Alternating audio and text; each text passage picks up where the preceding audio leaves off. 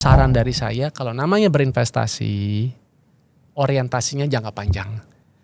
Ya, karena memang ya saya tahu lah dengan kemajuan teknologi memungkinkan teman-teman Pintu untuk bisa lihat at any time.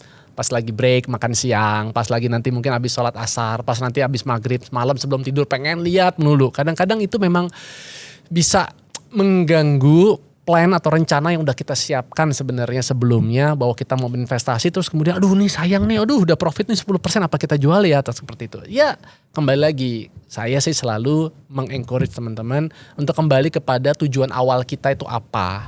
Mau ngingetin teman-teman bahwa video atau informasi yang tergandung dalam podcast kali ini itu bukan saran atau ajakan investasi. Oleh karena itu, teman-teman harus do your own research ya sebelum melakukan investasi atau mengolah informasi dalam video ini. Thank you.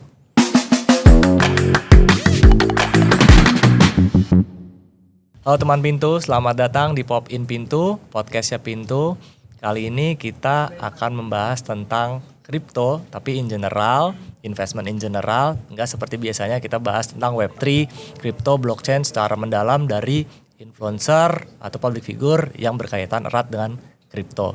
Kali ini kita bahas investment in general bersama sosok yang mungkin kalian sudah tahu sebelumnya ini siapa. Langsung aja kepada Mas Adrian Maulana, kami persilahkan. Apa kabar Mas Adrian? Alhamdulillah baik Ken, senang banget nih akhirnya bisa diundang ke Popin, woi podcast Pintu. Salam ya teman Pintu semua. Ya. Gimana Mas Adrian sekarang akhir-akhir ini sibuk apa nih? Oh ya alhamdulillah saya akhirnya setelah hampir setengah abad saya putuskan untuk lanjut kuliah S2. Wah seru banget. S2 ya? Serius, iya. Saya senang belajar, saya senang mengajar juga. Jadi buat saya belajar itu nggak ada kata berhenti. Dan memang saya sudah sejak lama tertarik dengan dunia keuangan, dunia investasi. Itu juga yang akhirnya memotivasi saya untuk akhirnya hijrah profesi sejak 2016. Saya kan memang dari tahun 97 setelah jadi Abang Jakarta, tahun 98 saya dikenal sebagai pemain sinetron sampai tahun 2012, lalu tahun 2013 sampai 2016 saya fokus menjadi pembawa acara di televisi. Saya punya TV program yang tayang setiap hari di jam 6 sampai jam 9 namanya Indonesia Morning Show yang suka nyapa masyarakat Indonesia. Halo, selamat pagi Indonesia. Ada yang inget gak teman Pintu?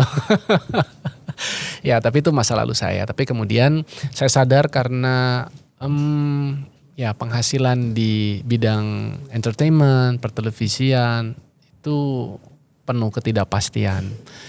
Jadi saya berpendapat bahwa pemahaman tentang uang itu mutlak dimiliki sebenarnya oleh siapapun, bukan hanya seorang artis ya, tapi siapa saja. Karena memang kita selalu terpapar dengan uang ya. Kita kerja, kita nge-MC, kita syuting, jadi endorser atau apa, ya umumnya kita diapresiasinya kan dengan uang. Nah uang tapi memang seringkali menjadi momok ya, dimana orang bilang uang itu nggak bisa beli kebahagiaan. Nyatanya lebih bahagia mana? Punya uang kan? Iya justru punya uang bikin kita bahagia ya. Itu dong, iya kan? Udahlah uang itu bukan yang terpenting gitu. Nyatanya banyak hal-hal penting di muka bumi ini bisa kita raih kalau kita punya uang. Ya kan? Benar-benar. Ya. Meskipun uang bukan segalanya. Cuma bener kan? Tapi segalanya itu membutuhkan uang. Bener gak teman Pintu? Ya kan betul, sebenarnya. Pasti. Jadi itulah saya pertama untuk mau perbaiki mindset diri saya juga. Dan ya harapannya juga masyarakat Indonesia pada umumnya untuk ayo gak ada kata terlambat yuk kalau kita mau belajar. Harapannya supaya kita semua nanti dijauhkan dari hal-hal yang ya akhirnya bisa berdampak ke hal-hal yang lain yang lebih konyol. Dan saya memotret banyak pengalaman hidupan itu terjadi sebenarnya karena masalah perekonomian. Rumah tangga berantakan, kakak adik berantem. Urusannya itu apa? Ya harta, uang, materi gitu. Padahal itu cuma benda mati gitu yang gak ada salahnya apa-apa. Tapi ya akhirnya sering dikambing hitamkan. Jadi saya kembali lagi, saya evaluasi. Kalau sampai ada hidup kita bermasalah, itu jangan-jangan karena caranya kita yang belum benar. Nah itulah makanya saya terjun ke masyarakat, saya senang belajar dan saya senang mengajar, saya senang mengedukasi. Ya mudah-mudahan ini bisa membantu kehidupan orang, terutama ya bisa menjadi lebih sejahtera, lebih makmur. Itu cita-cita besar saya sih kan. Oh iya, banyak banget ceritanya dari Mas Adrian ini ya. Saya izin sambil ngopi boleh ya? Boleh, Santai ya boleh, sini ya. silakan. Wih, Masya Allah. Kopinya kok lebih enak ya kalau dipopin ya. Beda nih. Bisa aja nih. Bisa, biar diundang lagi besok-besok. Boleh banget. Kita lihat Gimana? juga Mas Adrian ini sangat apa ya? Saya lihat, saya kan salah satu follower juga nih di Instagramnya Mas Adrian. Terima kasih Ken. Saya lihat banyak aktivitas seperti edukasi lah intinya, edukasi ke masyarakat gitu ya tentang pentingnya investasi gitu. Terus saya juga lihat bagaimana Mas Adrian ini bisa menghemat pengeluaran nih dengan cara saya lihat ada story-nya atau Instagram post-nya itu tentang bagaimana Mas Adrian menggunakan KRL ya, transportasi umum ke kantor ya. Itu gimana Mas ceritanya? Apakah ini udah dilakukan sejak dulu atau ada sebuah mindset yang Mas Adrian itu berubah nih dari dulunya seorang entertainer ya kan yang butuh cepat kesana kemari gitu sekarang menjadi Profesional gitu ya. Moving dari Tangerang Selatan kalau nggak salah ya, saya lihat nih Tangerang Selatan ke Jakarta gitu. Gimana ceritanya Mas? Ya jadi sebenarnya sih saya sejak SMA juga udah terbiasa naik bus ya. Kalau dulu ada Metro Mini, Kopaja, ya Patas, dari mulai Patas yang biasa sampai ngerasain Patas AC, sampai saya kuliah dulu di Trisakti. Tapi memang waktu saya sudah hijrah menjadi profesional di kantoran, karena kantor saya kan di bilangan SCBD, ya itu cukup mudah untuk bisa diakses dengan transportasi publik. Tapi dulunya saya juga kemana-mana kalau nggak pakai mobil sendiri, ya saya pakai taksi gitu. Alhamdulillah, maksud saya penghasilan saya cukup kok untuk saya bisa pakai kendaraan yang cukup nyaman itu. Tapi lalu kemudian tahun 2019 kita kan punya MRT, Iya. Saya coba, ternyata nyaman ya, bersih ya, sejuk ya, dan tepat waktunya. Nah, tadi kan saya tinggal di Tangsel, tepatnya di Bintaro. Memang akses untuk ke stasiun MRT tetap harus pakai mobil atau pakai kendaraan lain. Tapi dari situ untuk ke kantor cuma 20 menit, cuma lewat 4 stasiun ya kalau nggak salah. Saya udah sampai. Nah di situ membuat saya berpikir, wah kalau dari waktu ini bisa dihemat, wah ini nyaman banget nih. Saya bisa mungkin melakukan hal-hal yang lain, saya bisa mungkin nge-gym dulu atau waktu bersama keluarga bisa lebih berkualitas. Selain tentunya hemat secara finansial, ya kan. Kalau naik taksi coba bayangin bisa ratusan ribu tuh dari Tangsel sampai ke Jakarta, belum tolnya, ya kan. Pulang pergi udah habis 350-400 ribu. Tapi pakai MRT cuma 11 ribu, pulang pergi 22 ribu. Oke lah kalau mungkin combine dengan taksi, tapi mungkin ya masih 150 ribu. Itu aja udah lebih hemat. Nah 2021, 2022 saya mulai coba naik KRL. Ya karena sebenarnya ada stasiun KRL itu di dekat rumah saya di Bintaro, namanya stasiun Jurangmangu, ya kan. Ya image-nya naik KRL itu kan sumpek, desek-desekan, bau, kok jorok gitu. Itu yang saya juga pahami, ya kan. Tapi ternyata waktu itu nggak ada pilihan, saya coba, loh kok jauh dari apa yang saya ketahui sebelumnya. Ternyata tepat waktu, ya kan. Oke lah kalau desek-desekan itu juga tergantung jamnya, ya kan. Kalau memang ya jam berangkat atau pulang kantor ya selalu hemat, lebih hemat lagi dari MRT. Tadi kan saya bilang MRT kalau dari Lebak Bulus sampai ke SCBD itu Istora Mandiri itu 11.000. Ini cuma 3.000 rupiah. Coba bayangin. Jadi akhirnya saya yang tadinya biasa keluarkan uang itu ratusan ribu untuk transportasi, sekarang gak sampai 100 ribu, saya udah bisa berangkat kantor, pulang kantor, nyaman, waktunya juga lebih efisien, saya juga lebih sehat, kenapa lebih banyak jalan, dan kalau mungkin juga saya share di story saya jalannya malah cari tangga manual, saya nggak mau pakai lift, nggak mau pakai eskalator biar sekaligus latih otot paha, ya kan. Terus juga saya sadarin ternyata kita bisa berdampak untuk ngurangin polusi juga. Jadi saya dapat ngerasain ada 4 pilar. Pertama tadi sehat secara fisik, sehat secara mental karena nggak perlu bermacet-macet ria lagi. Kemudian sehat secara finansial karena lebih hemat secara keuangan, dan yang terakhir hemat lingkungan juga. Keren nggak tuh? Keren. Itu Ini deh. pilarnya banyak banget ya yang bisa kita capai ya. Terkait dengan pilar nomor 4 nih, keuangan. Itu kan bisa menghemat keuangan ya dengan cara ya hidup, misalkan kita move dari transportasi pribadi ke transportasi publik gitu ya. Kira-kira investasi apa nih yang kira-kira bisa digunakan dengan menghemat dari biaya transportasi tersebut sih? Oke, sebenarnya kalau investasi ya kita bisa di mana-mana aja ya kan. Investasi yang mungkin paling lama dan paling familiar bagi orang banyak, termasuk saya dulu tuh kan adalah kata investasi di properti atau emas ya. Nenek kita juga udah bilang seperti itu, beli tanah atau beli emas ya kan. Tapi dua hal tersebut kan bukan berarti investasi yang tidak ada risikonya. Ya risiko seperti likuiditas, seperti saya dulu juga waktu mulai sudah punya uang gitu ya, jadi artis gitu.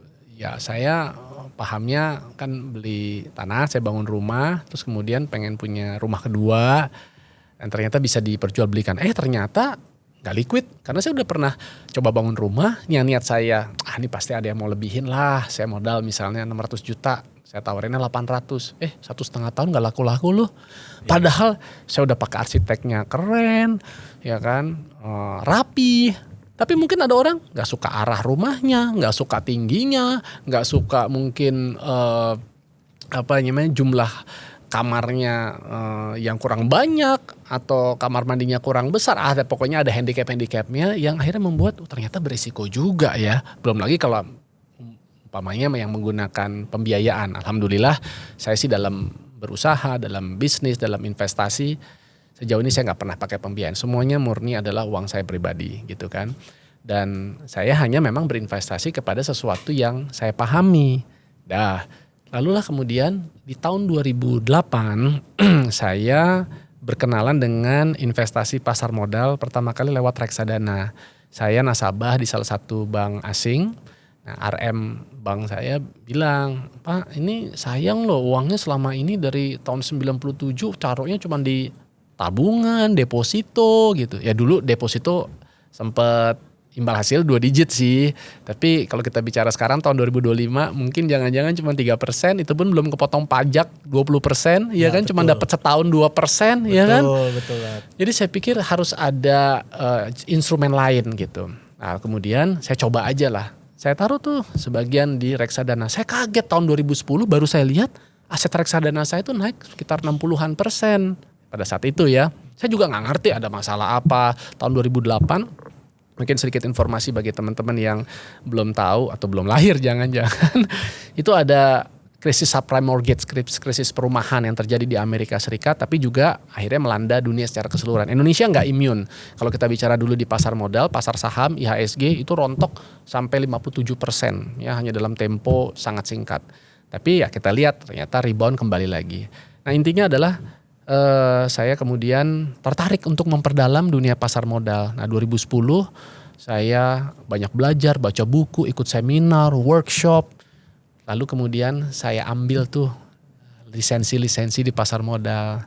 Jadilah saya punya license sebagai broker dealer. Kemudian saya juga punya license sejak tahun 2011 menjadi fund manager. Tapi baru benar-benar akhirnya kerja secara profesional baru sejak Juni tahun 2016. Itu sudah 9 tahun ya terakhir ini yang memang saya udah tidak di TV lagi.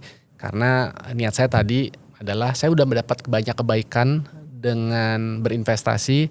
Ini adalah saatnya saya juga untuk kembali kepada masyarakat untuk mengajarkan, termasuk saya juga tetap belajar bagaimana berinvestasi. Kalau kemananya ya memang yang saya sudah jalankan adalah ke properti, lalu ke saham, reksadana juga masih ada, terutama reksadana yang pasar uang sebagai tempat parkir saja.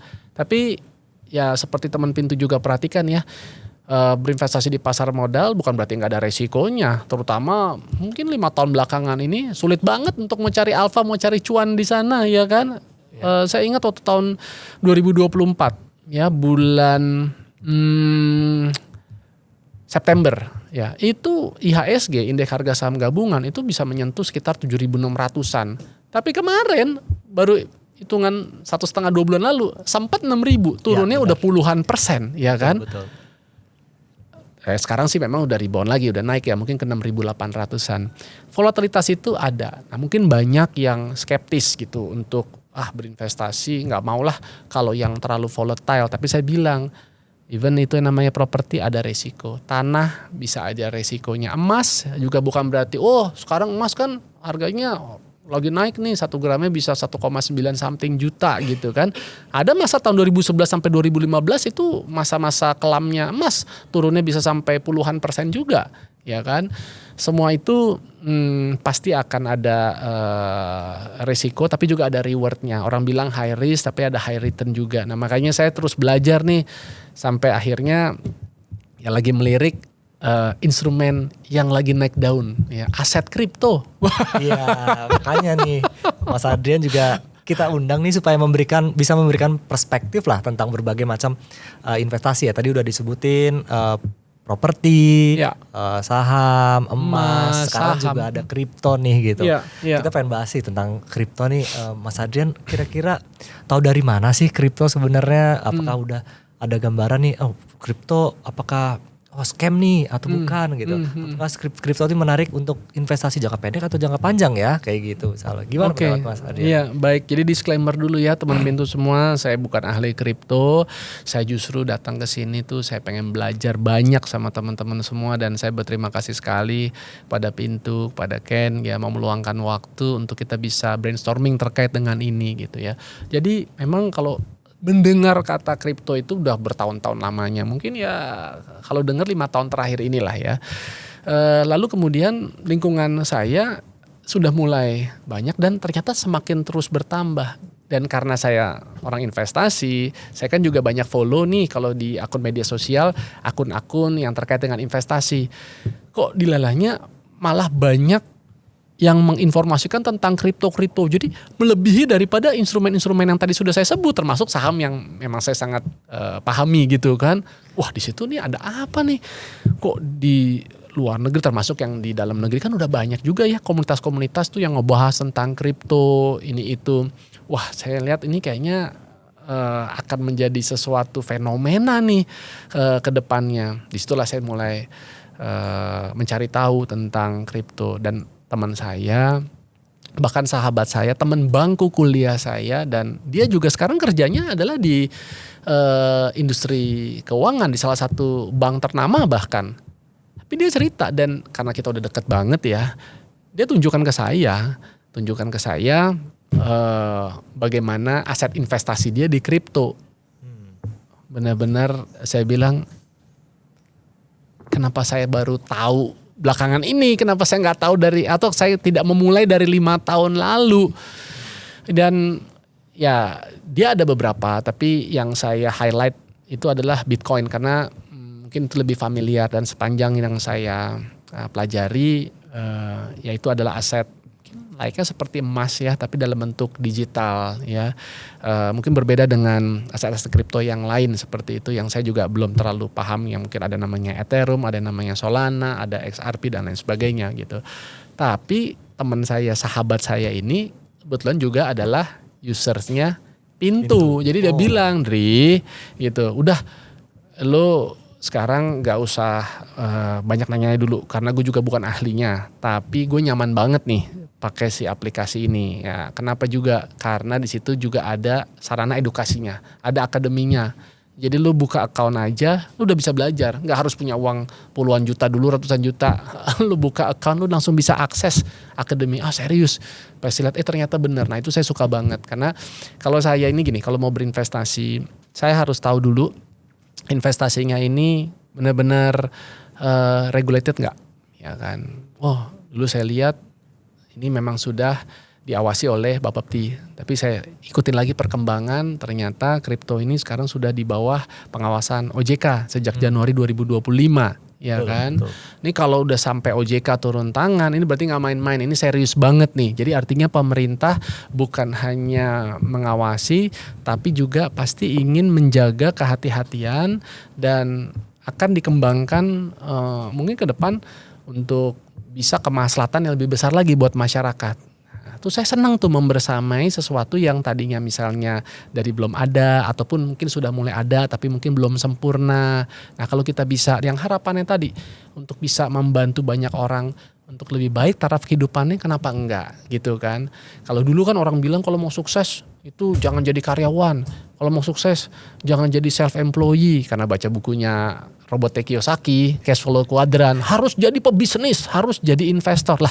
Kalau saya bilang, kenapa enggak karyawan, kenapa enggak artis, tetap bisa sukses kalau mereka juga sambil berinvestasi gitu. Nah, tapi tadi harus punya tadi pemahaman dulu, jangan pernah berhenti belajar gitu. Dan sekarang saya datang, saya juga kepengen belajar nih.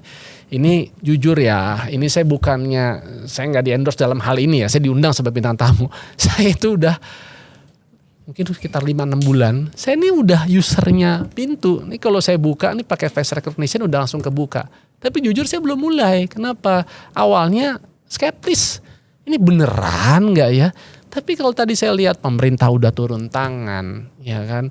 Lalu kemudian, biasa kan kalau kita ngomong investasi apa sih yang dilihat? Return, ya kan. Gini nih, saya ini kan orang moderat ya. Jadi kalau umpamanya asal bisa lebih bagus daripada deposito aja, saya udah lumayan happy. Apalagi di saham. Oh, dari dividennya aja kalau bisa kasih 8% atau 10% saya udah happy. Ini saya lihat, ini dari awal tahun Bitcoin ini udah puluhan persen men gitu kan.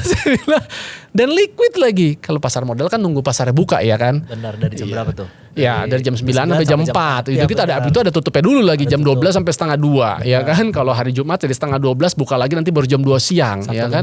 Atau minggu libur gitu kan. Ini pasar 24 jam men gitu kan. Iya, benar. Wah saya bilang ini gak benar nih. Nggak ada yang gak benar. Maksudnya gak benar adalah kenapa kok saya baru belakangan baru taunya. Jadi kayaknya kita setelah ini harus akan sering banyak-banyak ketemu ya kan. Kan berkenan gak nih sama teman-teman Pintu untuk bisa kasih saya guidance, kasih terus saya informasi yang nantinya kita bisa ajak banyak masyarakat ini juga akhirnya juga lebih terinformasi lagi. Karena ini datanya, saya kan ngikutin pasar modal ya. Pasar modal itu ya udah dari tahun berapa? 90-an. Ya, sampai sekarang 2025. Itu number of customersnya itu hanya belasan juta aja. Tapi kita bicara kripto, berapa Ken? Udah 22 juta. 22 juta, hampir double daripada industri pasar modal yang artinya sudah lebih dewasa, udah lebih lama gitu kan. Berarti ini kan menjadi satu fenomena yang tadi saya katakan gitu. Dan ya saya tertarik untuk membersamai kemajuan teknologi ini nih Ken. Iya, di Pintu juga bukan hanya Pintu sih, tapi juga di industri kripto di Indonesia itu sekarang proses registrasi, proses bagaimana untuk menjadi nasabah ya di kripto itu sangat mudah sih. Kan kita ada mekanisme KYC dan Know KYC your client. Ya know your clients ya Yes. teman-teman. Itu sangat mudah prosesnya, mungkin hanya 3 step, ada yang 4 step. Jadi nggak perlu berhari-hari. Nggak perlu berhari-hari. Bahkan bisa Hitungan hitungan jam aja. Jam bahkan menit. Wow. 10 menit ya itu bisa udah kita terkoneksi juga dengan Dukcapil ya untuk memverifikasi data gitu. Ya. Karena pemerintah juga udah memberikan usaha terbaiknya untuk bagaimana investasi di Indonesia ini supaya lebih berkembang gitu Mas Adrian. Jadi kita bisa terkonek dengan lembaga pemerintah untuk memverifikasi data user sehingga kita udah tahu user ini ternyata benar gitu. Apalagi sekarang kan KTP, NPWP udah dipadankan kan. Iya, udah dipadankan juga betul.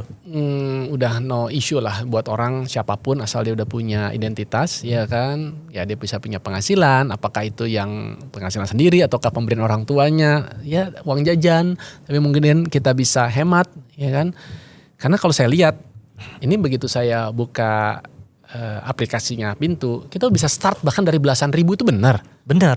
Kita start dari 11.000 sih. Gak perlu kayak Ini mah lebih murah daripada kopi yang saya tadi beli di bawah. iya benar. Serius ya? Benar. Itu kita mulai dari startnya 11.000. 11.000. Iya. Oke. Bahkan kalau Mas Adrian mau misalkan ini bukan financial advice ya, tapi ini mengurangi risiko kayak misalkan ya kita tahu kripto itu terkenal dengan volatilitasnya. Ya. Ya, meskipun itu even Bitcoin kan kan yang paling terkenal, yang paling aman. Paling gitu. pertama ya.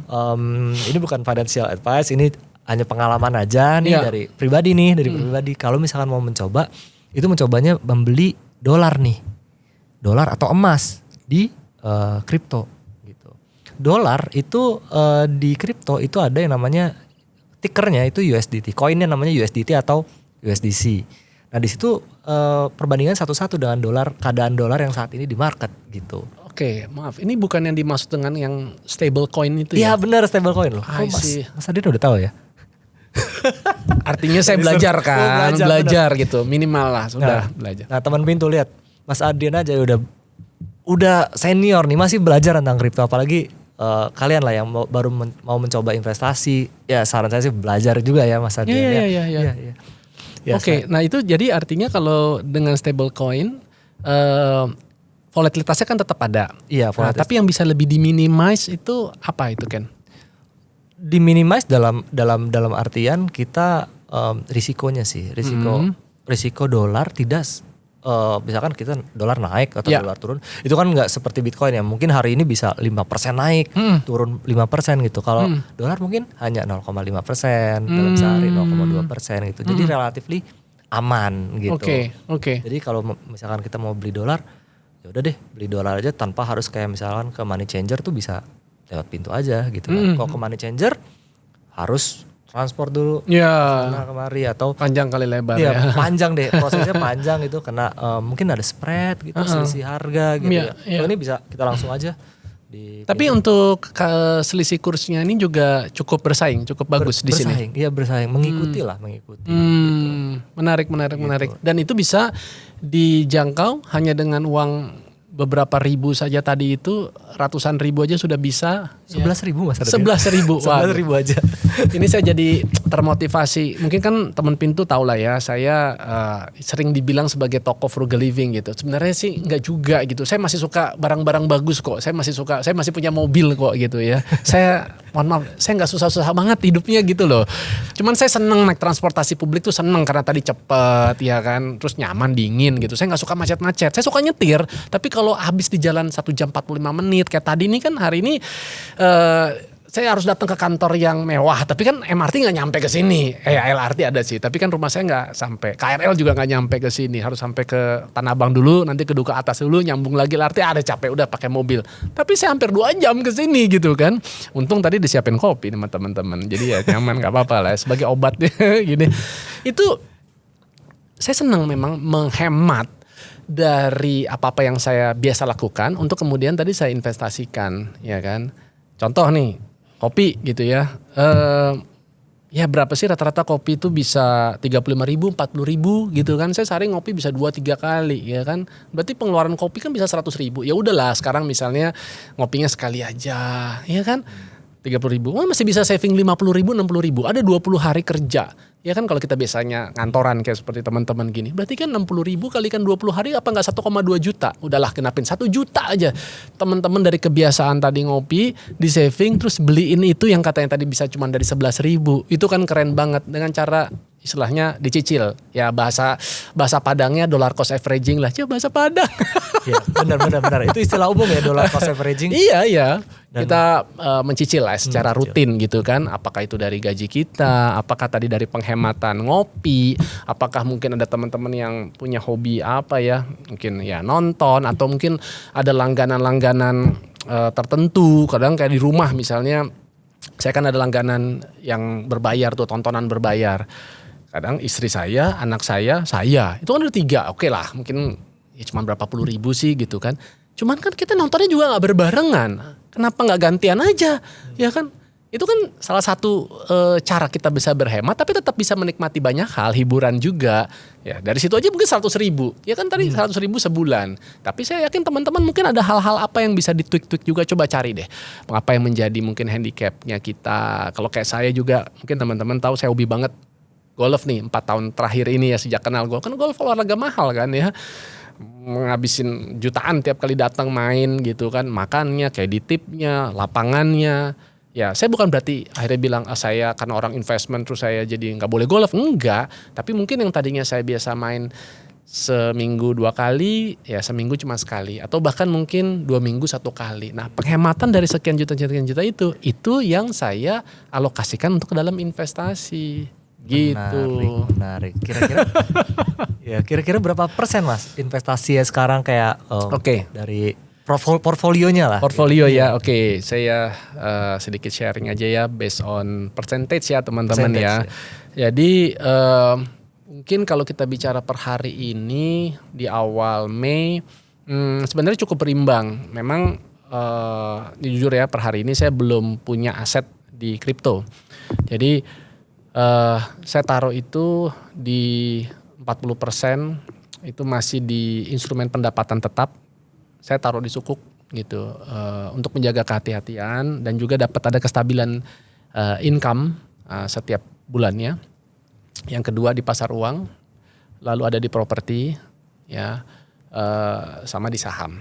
Nah, pembagiannya itu 40-40, 30-30. Tadi ya pasar uang itu 40%, kemudian pendapatan tetap 40%, saham 30%, properti 30%. Nah, kenapa?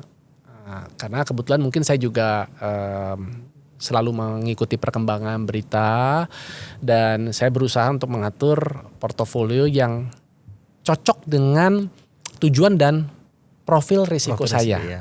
Tapi bukan berarti itu akan sama mungkin 6 bulan lagi ataupun juga tahun depan, bisa aja ada berbeda. Saya melihat keadaan. Ya, kalau misal keadaan sangat kondusif misalnya untuk pasar saham, ya saya bisa tingkatin.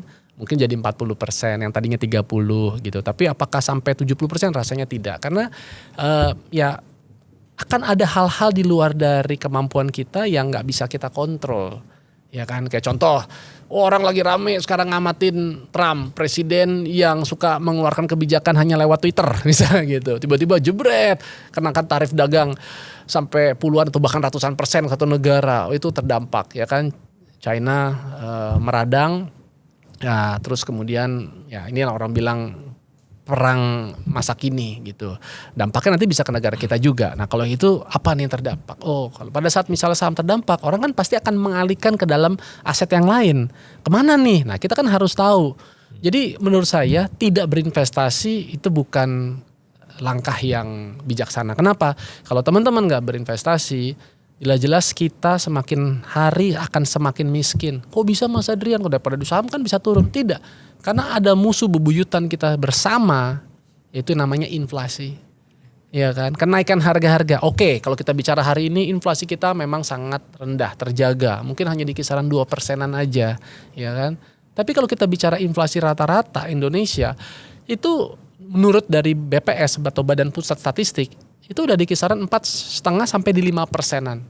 Itu kita bicara rata-rata. Tapi kalau inflasi kesehatan, pendidikan, itu bisa 13-15%. Iya. Jadi bayangkan saya dulu yang SMA-nya aja di SMA Jakarta Selatan, di PL, ya anak PL. Ya, siapa di sini ada anak PL teman pintu? Ya, kita satu alma mater ya.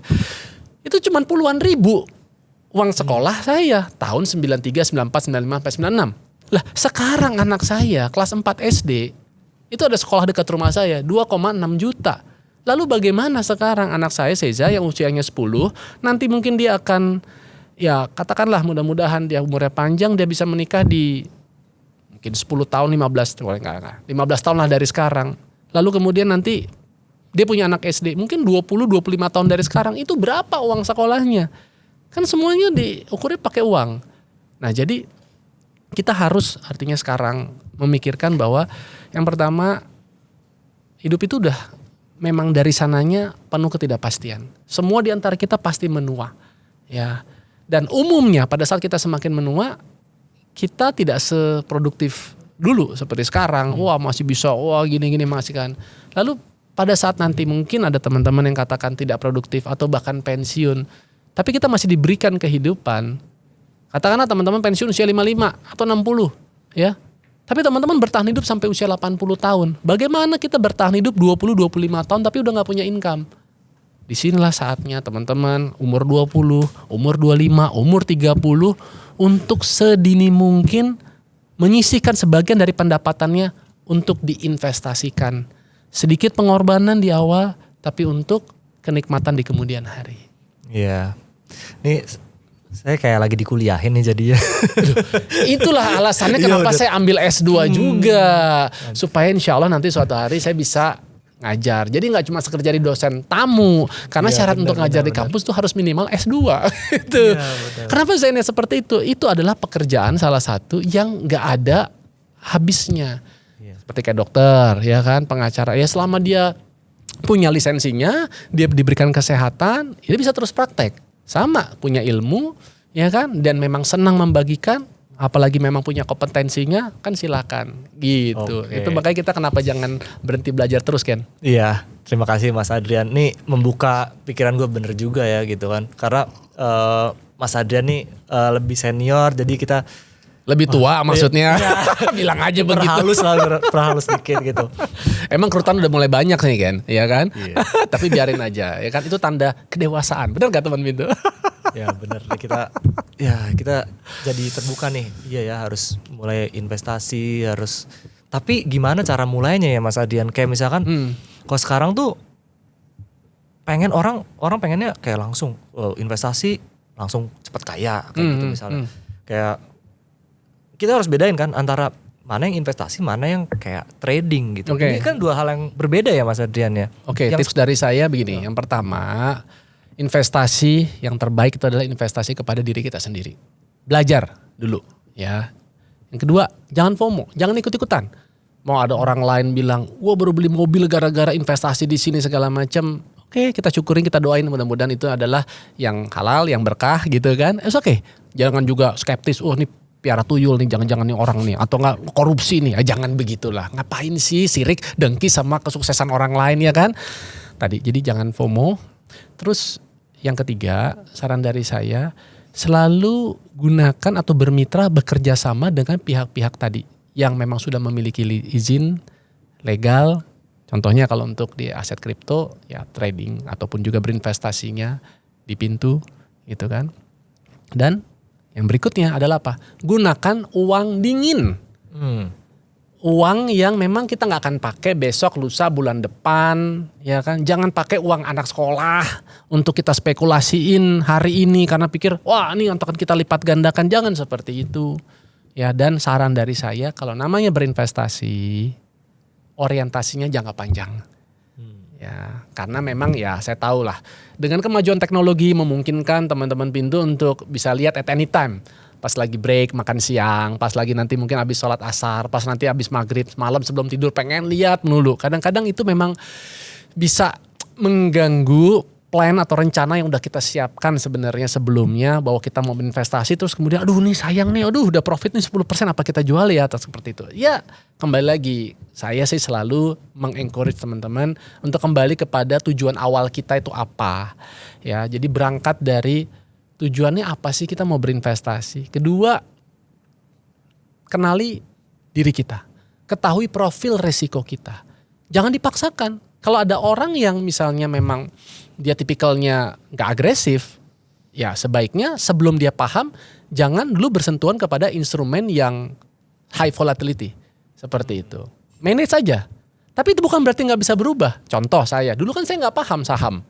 Saya taruhnya apa? Deposito. Itu pun bukan investasi. Itu kan produk perbankan. Ya kan? Dan sebenarnya uang saya makin lama makin berkurang nilainya. Karena karena inflasi itu, ya kan? Benar. Dulu saya pikir itu kan aman, ya kan? Tapi sebenarnya gak nyaman. Kenapa? Orang saya makin miskin. Lihat contoh sederhana. Dulu mobil saya bisa beli di tahun 2004 harganya ya mobil yang paling banyak lah, yang depannya A belakangnya A juga gitu, yang sering dipakai sama banyak orang juga, ya kan? 100 belasan juta. Ya sekarang harganya udah 2 kali lipat. Ya inflasi.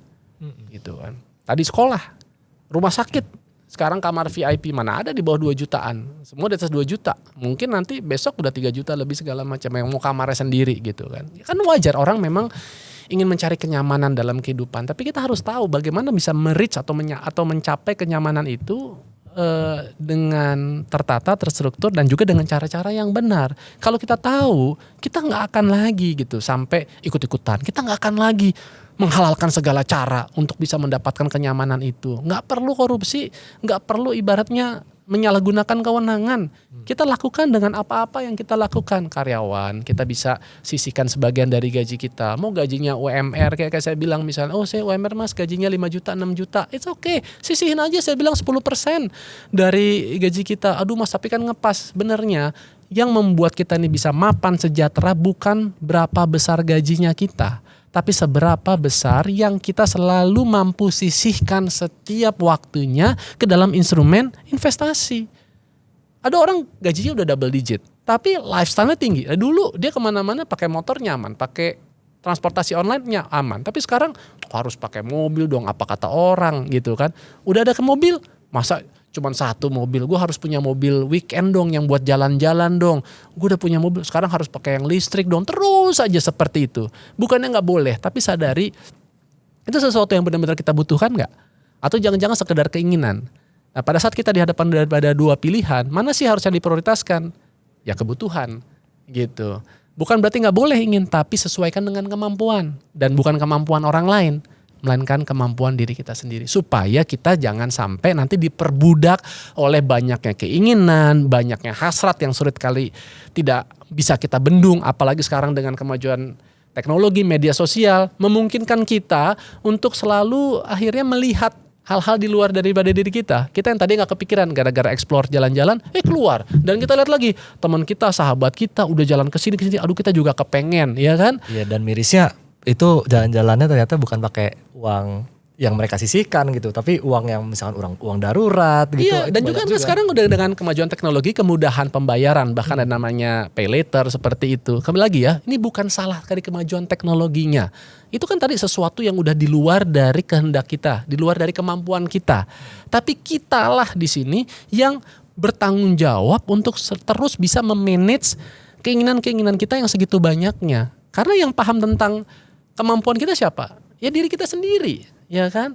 Gaji Ken berapa? Gaji istri berapa? Misalnya digabungkan. Oh, misal contoh, Ken punya gaji 10 juta, walaupun sebenarnya saya yakin 3 digit. Amin di sini. Amin ya semua teman-teman Pintu. Amin. Ya. Semoga kita semua yang nonton acara ini bisa punya penghasilan rutin setiap bulannya 3 digit. Amin. Ya kan? Aminin dong. Pokoknya nih, kita kalau doa itu harus rame-rame. Karena nggak enak kalau doa itu cuma sendirian, ya kan? Kalau sukses sendirian nggak asik. Iya kan ngelihat saya bisa jalan-jalan kemana, keluar negeri, keluar kota, tapi teman keluarga saya pada nggak bisa, nggak enak, sedih kita rasanya, ya kan? Seperti itu. Oke, kembali lagi. Nah jadi saya sih berharap buat teman-teman sekali lagi ya, untuk kita yuk luruskan lagi dulu niatan kita sama-sama, sesuaikan dengan tujuan kita, profil resiko kita, sesuaikan dengan kemampuan diri kita, bukan kemampuan orang lain. Itulah tips-tips berinvestasi menurut saya yang paling sederhana yang teman-teman bisa mungkin manfaatkan juga. Oke, terima kasih Mas Adrian. Itu tadi emang problem semua umat sih, problem kita gitu ya. Gimana caranya kita bisa mengidentifikasi mana yang kebutuhan, mana yang keinginan. Kadang orang batasnya tuh blur gitu Mas, ya kan? Kita nggak bisa, ini kayaknya gue butuh liburan misalkan, bisa aja kan, liburan misalkan, gimana tuh caranya? Ya kalau dulu kan orang bilang yang namanya kebutuhan itu kan sandang, pangan, papan. Kalau sekarang menurut saya udah berkembang. Contoh handphone, rasanya nggak ada satu orang pun di ruangan ini, baik itu CEO-nya maupun sampai office boy-nya yang nggak punya HP, ya kan? Yeah. Namanya udah HP, handphone ya, berarti harus ada di tangan kita. Makanya saya suka marah nih sama staff saya, orang saya, kalau harus saya ada WA tertentu, setengah jam dia nggak bales gitu, berarti lu tinggalin, berarti lu nggak benar-benar mengapresiasi si handphone ini gitu kan. Ya tentunya di jam-jam kerja lah ya, saya nggak akan ganggu orang di luar dari jam aktivitas kerjanya, itu komitmen saya. Nah, tapi kemudian adalah di sini mungkin kita harus sadar ya bahwa kemajuan teknologi ini bukan berarti serta-merta membuat kita untuk harus selalu latah setiap ada keluaran baru harus kita beli, harus kita punya gitu kan. Kita harus selalu paling yang pertama, ya nggak seperti itu juga. Selalu berorientasi kepada kebutuhan. Sebagai contoh, misal teman-teman kameramen gitu. Ini kamera harganya mungkin 40-50 juta. Lensanya jangan-jangan lebih mahal daripada itu, ya kan? Tapi karena itu adalah profesinya dia dan dia bisa menghasilkan di situ. Itu adalah kebutuhan buat dia. Ya kan? Dia malah lebih layak beli begitu daripada dia beli mobil harga 200 juta. Karena itu hanya sebagai sarana transportasi yang bisa digantikan tadi dengan transportasi online, bisa pakai transportasi publik, bisa pakai KRL, MRT dan lain sebagainya. Tapi dia nggak akan bisa menghasilkan kalau dia nggak punya kamera. Oke, sekarang ada solusi misalnya, kan bisa sewa aja, bisa ya kan. Tapi mungkin pada saat kegiatan udah segitu frekuennya, sebegitu seringnya, kayaknya lebih efisien kalau saya punya deh. Ketimbang misalnya saya harus nyewa terus. Karena kalau dihitung-hitung jadinya lebih mahal, begitu kan. Dia belilah. Gitu, itu silakan, itu nggak apa-apa, itu nggak mubazir namanya, ya. Atau ada seorang misal desain grafis ya, ketimbang dia harus mungkin pakai laptop yang kemudian udah jadul, udah lambat, desain grafis dia perlu mungkin VGA kartnya tinggi, atau mungkin dia mesti pakai yang ada brand tertentu yang memang spesialisasinya adalah di desain gitu, yang memang lebih mumpuni, harganya mungkin udah lebih dari 25-30 juta, ya it's okay. Kalau misalnya gara-gara dia membeli itu, dia lebih produktif, dia kerjanya bisa lebih efisien, ya itu namanya part of investment dan itu adalah smart menurut saya. Jadi saya nggak skeptis teman-teman sama siapapun yang misalnya mau beli gadget, yang mau beli mungkin ada barang-barang yang menurut kita luxury gitu ya. Termasuk misalnya gini, ada orang yang suka barang-barang branded atau sepatu lah, contoh sederhana gitu. Mas, ini kalau sepatu mewah, ini kebutuhan atau keinginan? Tergantung. Kok tergantung mas? Gitu kan sepatu juga ada tuh yang 800.000, yang 1 juta. Atau enggak, kenapa harus beli yang 8 juta gitu. Jujur memang kalau sepatu, itu sepatu mahal itu enak banget dipakainya. Bukan berarti saya nggak bisa pakai sepatu murah. Ini sepatu yang saya pakai ini 880.000. Boleh dicek, ini merek lokal. Tapi saya punya nggak sepatu 10 juta? Ada juga. Tapi sepatu 10 juta itu udah saya pakai dari saya jadi profesional di kantor. Karena dulu cita-cita saya sejak saya jadi orang kantoran di bulan Juni 2016, saya kepengen banget setidaknya punya satu sepatu yang merek itu yang memang kata orang tuh enak banget, yang depannya T belakangnya S gitu. Dan saya pakai beneran enak banget. Itu pun saya beli lagi pas lagi diskon, lagi promo. Biasanya tuh setiap 3 bulan tuh ada diskon. Sehingga harganya tuh itu diskon sampai hampir 40-an%. Yang tadinya hampir 10 ternyata cuma jadi 6 juta. Oke. Nah ini sekarang saya pakai udah 9 tahun. Sekarang 6 juta bagi 9 tahun. Apa itu enggak cuman sekitar 650.000 1 tahun. Bagikan 12. Cuman 50.000 perak men setiap bulan, artinya pengeluaran kamu. Bagikan kalau kamu pakai itu setiap hari, nggak sampai 10.000 perak ibaratnya uang pakai atau uang sewa si yang namanya sepatu mewah itu. Tapi yakinkan pakainya untuk di long term, untuk jangka panjang. Langsung nih pasti teman-teman pintu tuh kan, tuh ini suami saya mesti kasih lihat ini nih. Jadi gua boleh nih beli tas branded nih, ya kan? Itu urusan dapur masing-masing. Saya nggak mau ikut campur ya. Pinter-pinter kalian meyakinkan pasangan aja. Tapi gitu kalau kita bisa punya mindset yang positif ya. Berinvestasi, menjadi investor bukan berarti harus pelit. Bukan berarti nggak bisa menikmati banyak hal-hal yang kita sukai di muka bumi ini, termasuk yang mewah sekalipun. Tapi kita harus sadari tadi kemampuan dan juga batasan antara kebutuhan dan keinginannya. Saya tadi ingat nih, ada tadi pertanyaan, bagaimana sih mas untuk membedakan investasi kita sedikit mundur ya? Ken tadi tanya antara investasi yang benar atau enggak yang legal ataupun ini investasi yang nggak benar, karena memang di luar sana ini banyak sekali tawaran-tawaran yang mengatasnamakan investasi ya, atau yang berkedok investasi. Jadi teman-teman gini, sederhananya saran dari saya, lihat 2 aspek lah ya.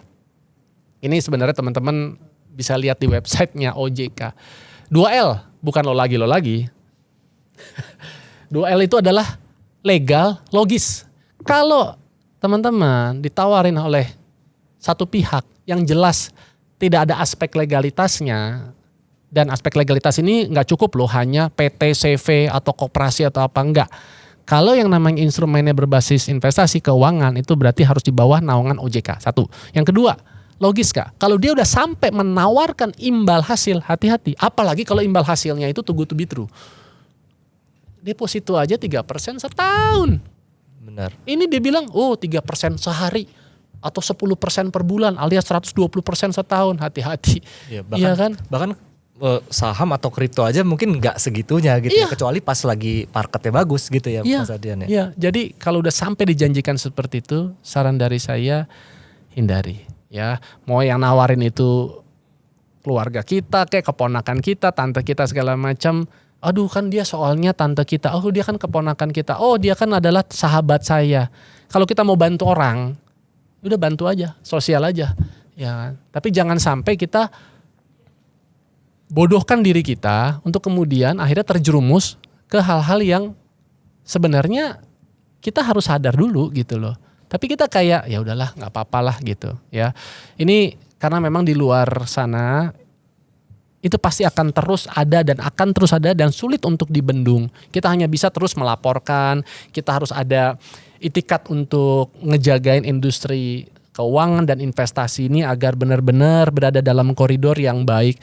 Karena jangan sampai artinya malah menimbulkan ya kegaduhan, termasuk juga ketidakpercayaan yang akhirnya meruntuhkan juga perekonomian dari mulai tingkatan keluarga, masyarakat, yang ujung-ujungnya adalah dampaknya kepada perekonomian Indonesia. So apa-apa yang baik dalam kehidupan rumah tangga, individu, masyarakat, orang-orang perkantoran, kehidupan masyarakat pada umumnya itu pasti akan berdampak kepada daya beli masyarakat, ya, kepercayaan dari pihak asing juga kepada Indonesia, yang ini bisa mendukung sebenarnya cita-cita besar dari presiden saat ini ya, Pak Prabowo gitu, ingin mencapai pertumbuhan ekonomi yang lebih baik. Jadi kita semua nih punya andil, punya kepentingan, bukan hanya pemerintah, bukan hanya pihak regulator, bukan hanya pihak swasta, tapi juga masyarakatnya. Gitu. Iya benar, setuju banget sama Mas Adrian ini, karena kita juga di Pintu mengalami hal seperti itu. Contohnya kita kan punya Telegram ya Mas Adrian ya. Di Telegram itu, ini teman-teman Pintu pasti pernah ngalamin atau pernah menerima message dari akun Telegram non officialnya Pintu nih. Kayak dia mengambil logonya Pintu, terus bertindak seolah-olah itu Pintu. Kayak misalkan Pintu akun Pintu 2 misalkan, official akun Pintu 2 misalkan. Tapi maaf, Pintu yang resmi juga punya akun nggak di Telegram? Punya, kita punya community group di Telegram yang official yang dihandle oleh tim community Pintu nih, gitu. Nah saya malah lebih unik, saya nggak punya akun, tiba-tiba ada akun saya di Telegram, bahkan digunakan untuk penipuan berkedok investasi. Pertama waktu saya sempat masih terafiliasi dengan perusahaan tempat di mana saya bekerja ya, gitu. Itu digunakan baik muka saya, muka atasan saya. Sekarang tuh kan banyak tuh, terima kasih Mas Adrian, atas transferannya, saya invest misalnya 1 juta gitu, saya udah dapat 100.000, padahal baru 1 hari loh gitu. Waduh gimana ya kalau misalnya uangnya nih 100 juta, berarti 1 juta sehari, wow, caleg gitu kan. Terus dia ada foto-foto uang, hati-hati teman-teman, itu semua itu adalah scam, itu semua adalah penipuan ya, itu hati-hati. Kedua juga adalah saya karena karena mungkin orang lihat saya adalah public educator yang memang fokusnya kepada dunia keuangan dan investasi, ya sering dicomot fotonya. Karena ngambil foto itu kan udah gampang di internet, lihat akun media sosial kita, ya kan. Dan mungkin teman-teman Pintu juga harus selain dari hal yang tadi sudah dicontohkan oleh Ken dan juga saya, teman-teman kalau dapat itu namanya email, teman-teman harus aware dengan alamat emailnya. Kalau ada misalnya perusahaan tapi digunakan email pribadi, udah jelas email pribadi ya, tahulah ya yang belakangnya seperti apa gitu. Itu udah alert. Kemudian nomor telepon kita bisa lacak. Kalau nomor teleponnya berantakan gitu, itu udah hati-hati.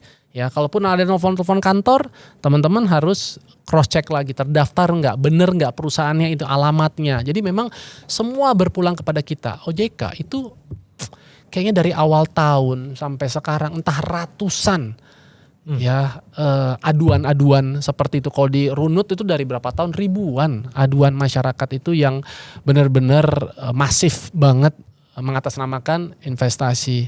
Ya termasuk juga brand-brand lain. Ini nggak cuman di aset kripto, tapi pasar modal, perbankan, asuransi, itu banyak. Nah, itu kan tadi saya bilang industri yang tadinya benar baik, ya yang sudah dewasa, itu pun tidak lepas dari tantangan-tantangan adanya oknum-oknum yang ingin menjerumuskan banyak orang. Jadi memang kita perlu kerja sama-sama sih, Ken, untuk terus mengedukasi masyarakat terkait dari kehati-hatian ini. Iya. Salah satunya juga fokus kita juga ada di Pintu Academy sih. Pintu Academy itu yang teman-teman mungkin udah tahu ya. Pintu Academy kita menyediakan konten-konten pendidikan tentang kripto, baik itu dari beginner, intermediate sampai expert. Di situ ada semua, dari yang non teknis sampai teknis kita juga ada. Untuk sampai yang advance ataupun itu berbayar? Enggak berbayar, itu gratis semua. Oh, semuanya gratis? Semua gratis, ya. Kita tulis, ada tim akademi ada sendiri yang untuk menulis ya, untuk mengupdate, senantiasa mengupdate konten-konten gitu. Kita ada gitu. Kalau Pintu juga suka bikin ada offline event gak sih, kayak kopi darat? Kadang-kadang kan orang tuh suka lebih trust pada saat dia ketemu langsung kan sama mungkin figur-figur dari Pintu gitu. Karena kan kadang-kadang ini cuma dunia maya aja nih, bener gak sih gitu kan? Iya benar sekali. Itu juga part of community engagement kita. Kita ada kayak office to office nih. Oke. Office to office, perjalanan kripto ke kantor-kantor terutama yang berhubungan dengan finance lah ya. Iya. Kita ada semacam itu. Oke, menarik. Dan kita lagi getol-getolnya nih buat mencari mana nih kantor yang pengen kita kunjungin supaya kita bisa edukasi kripto nih gitu. Siap. Karena yang Pintu udah lakukan itu adalah kita udah advertising banyak kan tentang edukasi kripto, Pintu itu kripto yang aman gitu, terregulasi gitu. Tapi banyak yang juga nggak tahu ternyata kalau ketemu langsung, tahu nggak Pintu itu apa gitu. Belum tahu tuh gitu mereka. Jadi kita juga mau kayak langsung ketemu nih dengan calon pemakai kita kayak gitu. Oke, ini menarik banget. Kalau tadi kan saya banyak ditanya nih sama Ken. Sekarang boleh nggak saya juga kepengen tanya nih, tentunya terkait dengan kripto dan Pintu ya. Boleh. Oke. Kalau tadi kan saya bicara hal-hal yang sifatnya mungkin general gitu ya. Tadi saya udah tahu memulainya bagaimana buat pemula. Tapi kalau dari teman-teman Pintu khususnya, kalau anggap nih saya nih mau memulai pertama kali, saya ada uang dingin, ya kan? Saya udah paham lah bahwa kripto ini ada volatilitas, ya kan? Aset apa yang sebaiknya mungkin pertama kali kita lebih fokuskan atau kita bisa milikin gitu loh. Dari sekian banyak aset-aset kripto yang ada dan kenapa gitu. Oke, ini disclaimer ya. Ini bukan saran untuk investasi, tapi ini pendapat pribadi sih Mas Adrian ya. Karena kan kita nggak boleh kayak beli koin ini, beli koin itu, tidak boleh gitu ya. Saran nih untuk pemula ya Mas Adrian, beli yang volatilitasnya tidak tinggi dan gampang untuk dimengerti. Contohnya yang USD. Yang tadi itu ya? Iya, beli dolar dengan kripto, dengan bentuk kripto gitu. Oke. Jadi kita hanya simply deposit aja ke Pintu, misalkan Rp50.000 gitu. Kita beli. Yang USD sekarang mungkin 16.400 ya. Berarti ya beli $1 kita spend 16.400. Oke. Habis itu kita udah dapat nih feel-nya gitu ya, bagaimana cara membeli. Setelah itu kita jual, bagaimana cara menjual kayak gitu. Setelah itu di Pintu kan sudah ada seperti list of kriptonya, tokennya apa aja gitu ya. Udah kelihatan ada naik turun 1% kah, berapa persen. Dari situ kita bisa lihat perkembangannya. Kita kuat nggak melihat kayak oke, kira-kira kalau misalkan yang kita milikin USDT dolar, paling sehari turun 0,4% kan kelihatan. Oh naiknya 0,4% nih, turunnya 0,4% gitu. Tapi udah bisa belum sih, artinya gini, buat orang-orang yang sibuk nggak bisa ngeliatin waktu ke waktu. Kalau di saham tuh kan ada yang namanya bisa tadi ya installment plan atau dollar cost averaging, bahkan secara otomatis gitu loh. Kita kan ada orang kadang-kadang lagi sibuk urusan kantor, lagi keluar kota, lagi luar negeri, kita udah punya uang yang kita deposit nih. Terus kemudian dia bisa terbeli dengan secara otomatis aja rutin. Entah itu per tiap tanggal 25, tiap gajian. Apakah udah sampai segitu sih teknologinya? Cocok nih kayaknya buat Mas Adrian ya. Dari kita itu ada fitur namanya auto DCA atau beli rutin lah, nabung rutin gitu, nabung rutin. Udah ada? Di Pintu tuh ada. Di Pintu nabung rutin yang kita bisa set jadwalnya apakah tiap jam, bahkan tiap jam ya, tiap jam, tiap hari, tiap minggu, tiap bulan. Wah keren. Waktunya juga udah kita bisa kapan gitu mau belinya dan tokennya apa aja nih, kriptonya apa aja. Jadi misalkan buat kantong sendiri nih, buat pocket sendiri, nabung dolar misalkan, itu bisa kayak membeli $1 setiap 1 hari itu bisa. Oke. Gitu. Itu menarik banget. Sama ini nih yang saya juga sangat menarik ya menurut saya. Tadi bisa diakses itu kapan aja, 24 jam. Ya di mana aja tentunya juga kan, kita lagi liburan atau apa tetap bisa juga. Karena katanya itu juga bisa uangkan itu juga bahkan di negara lain. Apa memang benar? Kan kalau kayak di sini ya kita tercatatnya kan kayak saham misalnya kan di bursa efeknya di kita, berarti kan kita catat di salah satu perusahaan sekuritas, ya jualnya hanya bisa di situ aja ya kan. Itu tadi kalaupun juga kalau marketnya buka, itu pun juga ada hitungan hari, minimum misalnya setidaknya 2 hari kerja, kan gitu ya. Ada beberapa aturan-aturannya. Kalau di aset kripto tuh gimana sih? Ini berarti kita bisa remittance lah ya, gitu kan. Kirim uang atau mengeluarkan uang juga di luar negeri. Misalkan kalau kirim uang ke luar negeri, ya konvensional ya kita transfer, bank transfer, atau kita bisa kena biaya banyak gitu kan untuk menguangkan. Nah kalau di kripto kita punya namanya on blockchain, teknologi blockchain. Itu memungkinkan kita mengirimkan kripto, aset kripto melalui blockchain network tersebut ke alamat penerima gitu dengan mudah. Misalkan Mas Ardian punya aplikasi Pintu nih, kita pengen kirim dolar deh ke penerima di luar negeri misalkan. Tapi dia juga punya aplikasi Pintu juga, atau bahkan bukan aplikasi Pintu pun bisa. Oh bisa, jadi antar aplikasi itu bisa ya? Bisa, antar aplikasi bisa, selama kita punya unique address sendiri nih, gitu. Jadi selama address itu match gitu, kita bisa kirim ke penerimanya. Ada yang bilang kalau kita sudah punya aset kripto, apalagi itu yang di cold wallet itu kita bisa bawa ke manapun, ke luar negeri ya kan. Bahkan tadi bisa diuangkan karena ada beberapa negara konon ya itu yang sudah menerima pembayaran dalam bentuk Bitcoin. Ya ada negara di Afrika saya lihat, kalau nggak salah El Salvador juga katanya ada, bahkan ada beberapa negara UAE sudah mulai gitu kan. Bahkan kalau nggak salah Inggris sampai untuk penerimaan pembayaran aja juga udah bisa menggunakan itu gitu kan. Ini kan berarti luar biasa.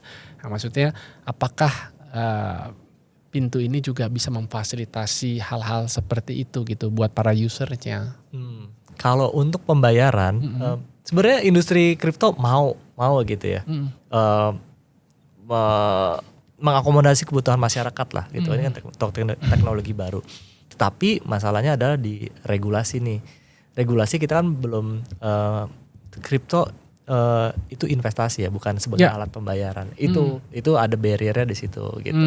Karena kenapa? Paham juga sebagai pemain di industri kripto, paham juga karena kripto ini baru. Takutnya masyarakat belum teredukasi dengan baik.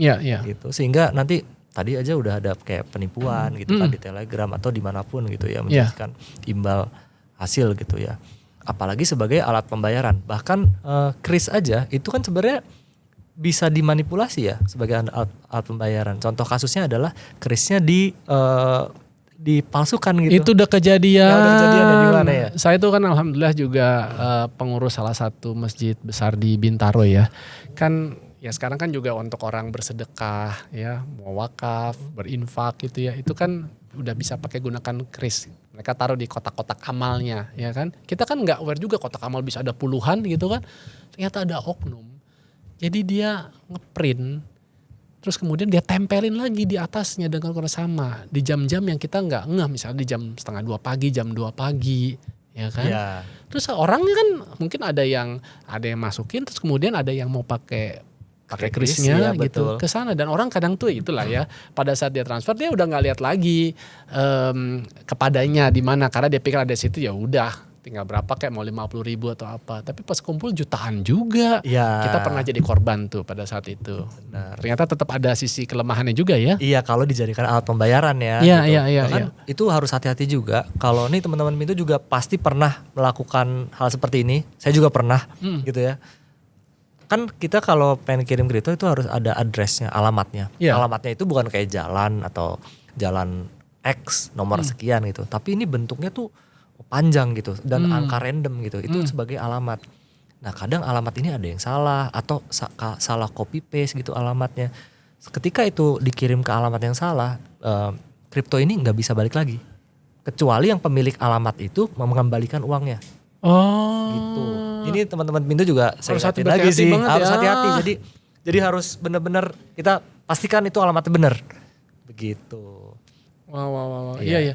Ini yang menarik juga adalah karena kalau di kripto ini kan tidak tersentralisasi ya, seperti halnya kalau kayak uang itu kan ada bank sentralnya. Iya, benar. Justru ini sistem desentralisasi, tapi jadi bisa lebih transparan ya kan, bisa lebih profesional juga gitu.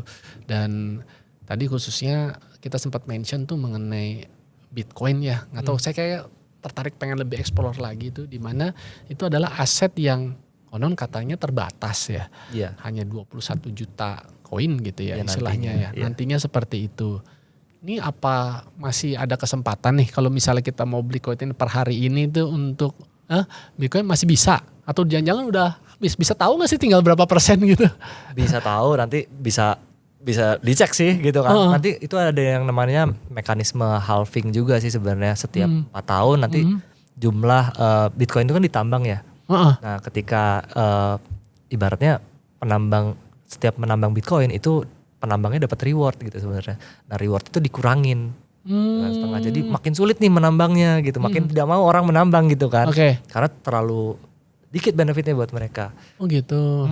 Tapi jadi penambang aja bisa dapat penghasilan juga. Wah, ini menarik nih. Jadi artinya kita bisa jadi investornya juga, bisa jadi penambang. Benar. Jadi bisa jadi apa lagi nih? Karena kalau kayak di saham kan kita bisa dapat tuh dari capital gain, bisa dapat dari dividen gitu kan. Iya. Kalau di aset kripto selain tadi dari capital gain, dari kenaikan harganya, termasuk juga ada potensi risiko turun tentunya. Bisa jadi apa lagi? Tadi penambang. Bisa jadi bunga, bisa dibungakan. Oke. Gitu, interest. Bisa dipinjemin nggak? Nggak ya? Meminjamkan Lending gitu? Bisa. Oh, bisa Lending, juga? borrowing juga bisa di kripto. Oke. Cuman yang paling sederhana sebenarnya kita meminjamkan dulu nih. Ah. Misalkan di Pintu tuh ada namanya fitur Pintu Earn ya. Kita menyediakan kayak kalau Bitcoinnya taruh nih di deposito kan ibaratnya di Pintu gitu. Tapi kita punya 2 jenis. Ada yang flexi, ada yang lock nih. Wah, apalagi tuh? Yang flexi itu bisa ditarik kapanpun gitu. Misalkan Mas Adin mau coba gitu flexi, ya udah invest aja, beli misalkan USDT dulu, gitu, masuk beli, habis itu masukin ke Pintu Earn namanya. Pintu Earn, oke. Yang kita bisa dapat bunga per jam nih yang dibayarkan. Hmm. Gitu. Tapi di payoutnya setiap 12 jam. Gitu. Nah setelah itu ya udah bisa tarik kapanpun gitu.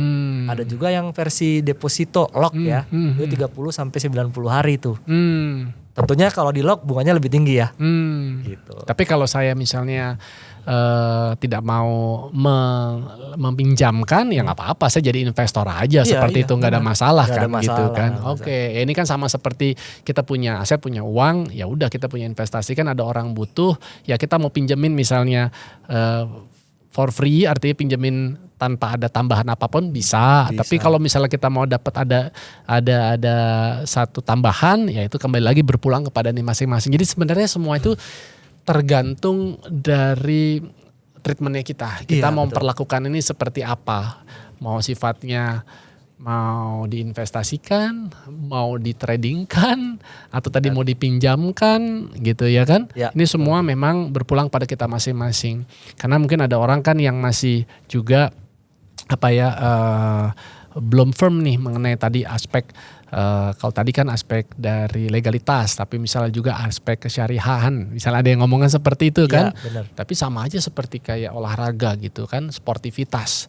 Tapi berapa banyak orang yang menjadikan olahraga tapi sebagai ajang spekulasi gitu kan. Ya, jadi kembali lagi kepada niatan kita, dan mungkin apalagi buat pemula, saran saya kita ya rutin berinvestasi, ya bisa bulanan, bahkan termasuk dari uang yang relatif sangat-sangat terjangkau, sangat kecil, gunakan uang yang dingin alias uang yang tidak kita pakai dalam waktu dekat.